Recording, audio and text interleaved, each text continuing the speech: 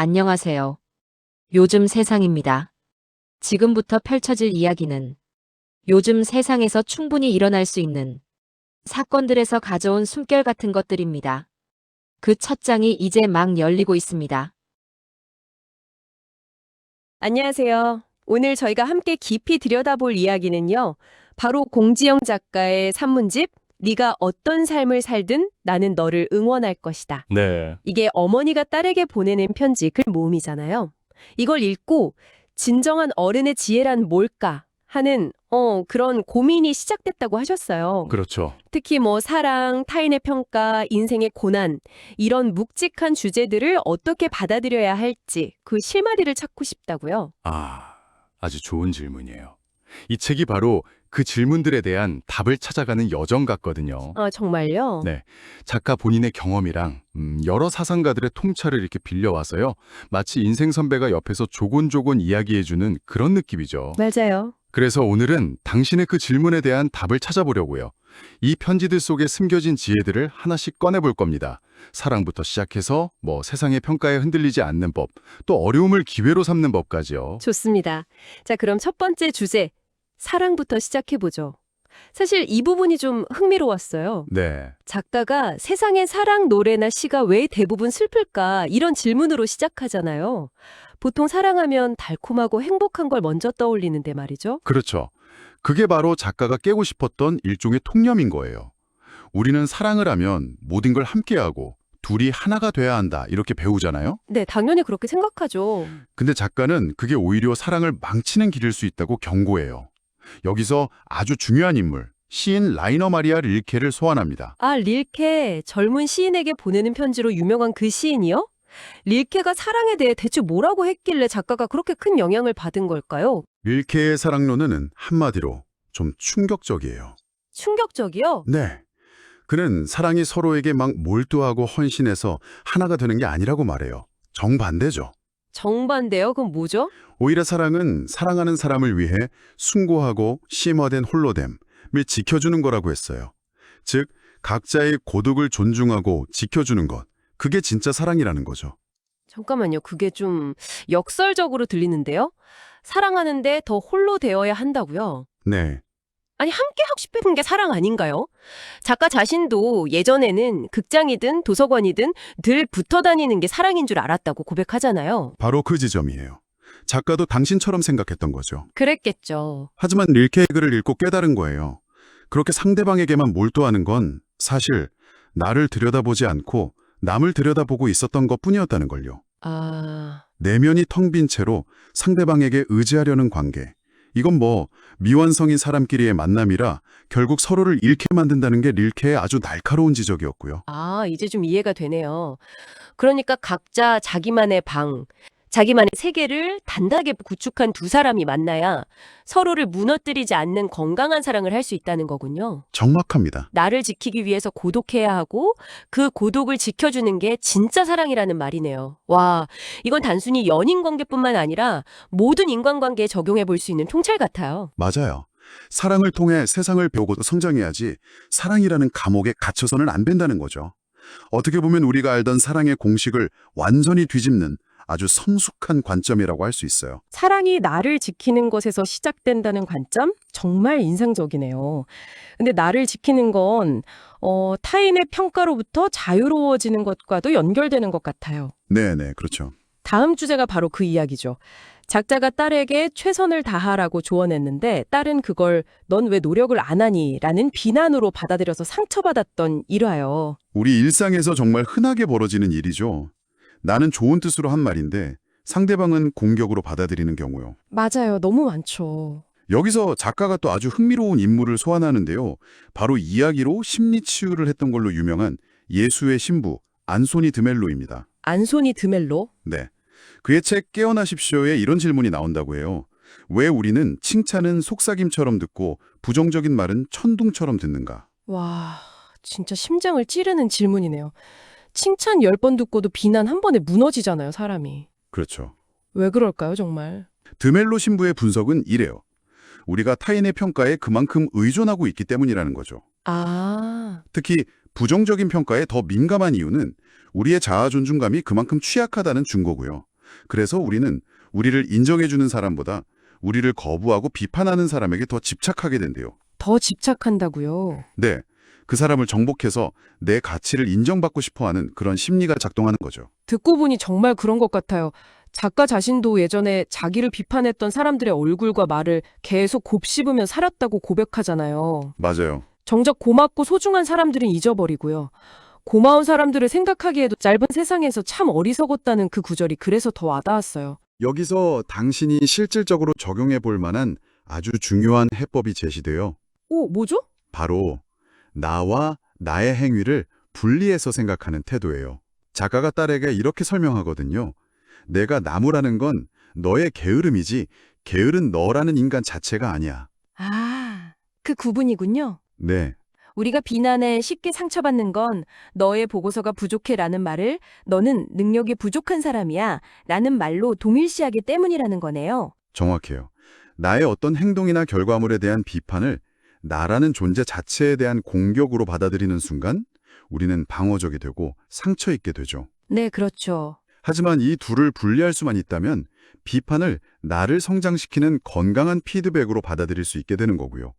이건 당신이 팀원들에게 피드백을 주거나 반대로 받을 때 정말 유용한 심리적 도구가 될 수 있을 거예요. 그러게요. 나와 나의 행동을 분리하는 것. 이게 비난을 견디는 핵심이라면, 이건 좀 더 큰 질문으로 이어지는 것 같아요. 어떤 질문이죠? 살면서 겪게 되는 더 큰 고통이나 시련은 어떻게 받아들여야 할까요? 작가는 여기서 오스카 와일드라는 아주 극적인 인물을 통해 답을 찾더라고요. 네, 19세기 말 영국의 아주 유명했던 작가이자 셀레브리티였죠. 화려하고 방탕한 삶을 살다가 동성애 혐의로 하루아침에 감옥에 갇히게 되잖아요. 맞아요. 그의 수기인 옥중기를 작가가 인용하는데 그 첫 문장이 모든 걸 말해줘요. 고통은 매우 긴 하나의 순간이다. 고통은 긴 순간이다. 와, 감옥에서 시간 감각이 사라지고 오직 그 고통스러운 순간만이 영원처럼 느껴지는 상태를 표현한 거겠죠. 상상만 해도 끔찍한데요. 그렇죠. 그런데 작가는 이 경험이 오히려 와일드를 구원했다고 해석하잖아요. 맞아요. 와일드 스스로도 자기 인생을 바꾼 두 가지 큰 사건으로 옥스퍼드 대학 입학과 감옥 체험을 꼽았다고 해요. 아, 정말요. 그러니까 와일드에게 감옥은 일종의 강제 명상 같은 거였어요. 외부의 모든 자극과 화려함이 차단되니까 평생 외면했던 자기 자신과 독방에 단둘이 갇히게 된 거죠. 아, 자신과 마주하게 된 거군요. 네. 그 고통스러운 대면 끝에 보통 사람은 도달할 수 없는 영적인 깊이를 얻고 완전히 다른 사람이 되어서 나온 거고요. 여기서 정말 흥미로운 지점은 작가가 이 오스카 와일드의 경험을 자기 삶에 그대로 가져와서 고백한다는 점이에요. 그렇죠. 젊은 시절 시위 때문에 감옥에 갔던 경험이요. 네, 맞아요. 작가도 감옥이라는 그 강제적인 멈춤 속에서 비로소 자신이 얼마나 문학을 하고 싶어 하는지 절실히 깨달았다고 하잖아요. 네. 삶이 예상치 못한 방향으로 자기를 멈춰 세우고 고통을 줬지만 그 결과가 결코 나쁘지 않았다는 그런 역설적인 깨달음이죠. 이 경험들을 통해 작가가 얻은 결론이 삶은 우리보다 많은 걸 알고 있는 것 같다는 거잖아요. 맞아요. 내가 세운 계획대로 되지 않는다고 해서 좌절할 게 아니라 어쩌면 삶이 나를 더 좋은 길로 이끌고 있는 건지도 모른다는 그런 겸손한 태도요. 바로 그거예요. 여기서 중요한 조언이 하나 더 나오죠. 어떤 꿈을 꾸는 것과 그 꿈 외에는 어떤 가능성도 없다고 생각하는 것은 전혀 다르다. 아, 즉, 꿈이 우리 안에 있어야지 우리가 꿈이라는 감옥 안에 갇혀서는 안 된다는 거예요. 때로는 예기치 않은 시련과 실패가 우리를 진짜 원했던 혹은 더 나은 길로 이끌어주기도 하니까요. 당신이 지금 계획하고 있는 일이 혹시 뜻대로 풀리지 않더라도 어쩌면 그게 더 큰 기회일 수 있다는 믿음을 가져보라는 메시지 같아요. 와, 정말 힘이 되는 말이네요. 그런데 이렇게 삶의 긍정적인 면을 믿고 싶어도 마음이 지치고 힘들면 모든 게 좀 삐뚤어지게 보이잖아요. 그렇죠. 그럴 때가 있죠. 솔직히 이 책에서 가장 제 머리를 쿵 하고 때렸던 부분이 바로 다음 이야기예요. 그 고양이랑 물고기가 나오는 우화요. 아, 고양이 얀과 곤들메기 카와카마스 이야기군요. 저도 이 우화가 이 책의 백미 중 하나라고 생각해요. 내용을 간단히 보면 곤들메기 카와카마스가 계속 고양이 얀에게 소금, 버터, 버섯 같은 걸 빌려가는데 갚을 생각을 안 하잖아요. 네, 그렇죠. 상식적으로 보면 얀은 이용당하는 거고 카와카마스는 교활한 사기꾼이죠. 저도 당연히 그렇게 생각했고요. 대부분의 사람들이 그렇게 생각할 거예요. 그런데 책의 저자는 전혀 다른 해석을 내었죠. 맞아요. 만일 그대가 카와카마스를 교활하다고 여긴다면 그것은 그대가 조금 지쳐있다는 증거다. 작가는 이 구절에 가슴이 쿵 내려앉았다고 고백해요. 맞아요. 심지어 그런 생각이 든다면 하루쯤 모든 걸 쉬거나 아예 사직서를 내고 여행을 떠나보라는 파격적인 처방까지 내놓잖아요. 네, 파격적이죠. 이건 그냥 우화가 아니라 우리의 심리 상태를 비추는 거울 같은 이야기인 거죠. 정확해요. 내 마음이 지쳐 있으면 순수한 호의도 의심하게 되고 세상을 냉소적으로 보게 된다는 걸 상징적으로 보여주는 거예요. 바로 그 지점에서 작가는 케임브리지 대학의 역사인류학자인 앨런 맥팔레인 교수가 손녀에게 쓴 편지를 연결해요. 맥팔레인 교수는 상처받지 않기 위해서 소위 쿨한 척, 냉소적으로 사는 삶이 얼마나 위험한지 경고하거든요. 쿨한 척하는 게 왜 위험하다는 거죠? 상처받기 싫어서 마음의 문을 닫고 사는 게 요즘 세상에서는 현명한 처세술처럼 보이기도 하는데요. 당장의 상처는 막아줄 수 있겠죠. 하지만 그 냉소적인 태도가 벽이 되어서 상처뿐만 아니라 기쁨, 사랑, 감동 같은 좋은 것들까지 전부 막아버린다는 게 문제예요. 아, 모든 걸 다 막아버리는군요. 네, 결국 아무런 경험도 하지 못해서 후회할 것조차 남지 않는 텅 빈 삶으로 이어진다는 거죠. 작가가 이걸 내 인생의 주인 자리를 상처라는 놈한테 몽땅 내주는 것이라고 표현했는데 와, 정말 강렬한 비유였어요. 그렇죠. 상처가 두려워서 삶 전체를 방어적으로 사는 게 얼마나 어리석은 일인지 정확히 짚어내는 말이죠. 맞아요. 카와카마스를 교활하다고 여기는 그 냉소적인 시선은 어쩌면 내면에 지친 나를 보호하려는 방어 기제일 수 있어요. 네. 하지만 그 방어 기제가 너무 강해지면 결국 나 자신을 삶으로부터 고립시키는 감옥이 되어버리는 거죠. 그래서 작가는 당신의 마음에 그런 냉소주의의 신호가 보인다면 잠시 모든 걸 멈추고 자신을 돌보라고 강력하게 권하는 거고요. 오늘 이야기를 정리해보니 결국 모든 것이 하나로 연결되는 것 같아요. 네, 그런 것 같네요. 우리가 처음 나눴던 사랑 이야기 기억나세요? 사랑은 결국 나를 단단하게 세우기 위한 고독의 시간이라는 것, 그리고 타인의 비난으로부터 나를 지키기 위해 나의 행위와 나를 분리하는 법, 네, 또 고통스러운 시련 속에서 오히려 더 깊은 나를 발견하는 역설까지요. 그렇죠. 이 모든 과정이 결국 세상의 평가나 예상치 못한 시련에 흔들리지 않는 단단하고 회복력 있는 자아를 만들어가는 여정이라고 볼 수 있어요. 진심으로 마주할 용기도 생기는 거고요.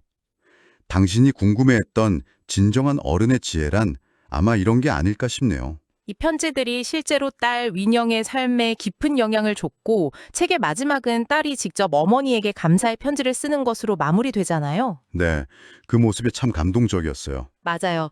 자, 이제 이 깊은 탐구를 마무리하면서 당신에게 질문을 하나 던져보고 싶어요. 이 책은 어머니가 딸에게 보낸 편지였죠.